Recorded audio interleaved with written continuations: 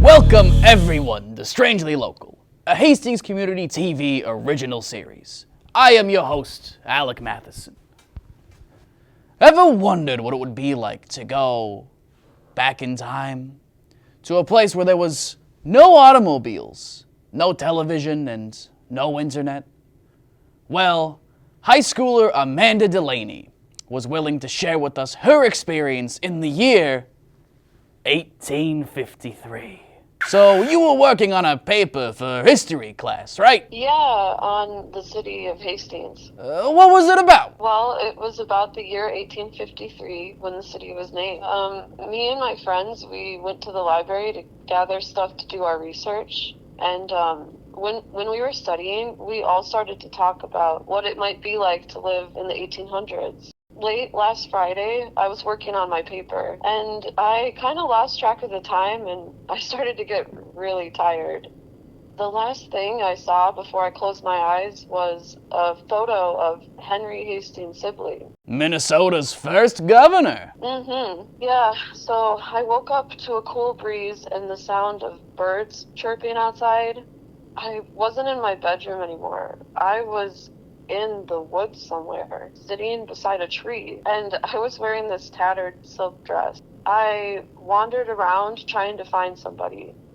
Eventually, I saw a cottage and met some people. I asked if I was in Hastings, but they didn't know what I meant by that. One of the women asked, as in Henry Hastings Sibley? I needed to sit down after that. I would do the same. So, yeah, a lady came up to me. She introduced herself as Sarah Jane Steele Sibley, Henry Sibley's second wife. She told me that her husband was riding to the other side of town to meet the Baileys Alexis and Henry and Alexander Faribault. I asked if it were possible to find a means of travel to where they would be meeting, but the only option was one of the horses. I have never been horseback riding before, so I was a little nervous, but it seemed like it was the only way. If only Uber existed back then. Anyways, I was flung to the ground, and it just ran away. Luckily, I was not hurt. So a few minutes later, a man rode by. And get this, it was Henry Sibley. I went up to him and I mentioned that I knew his wife Sarah and where I was trying to go. He gave me a lift to his meeting.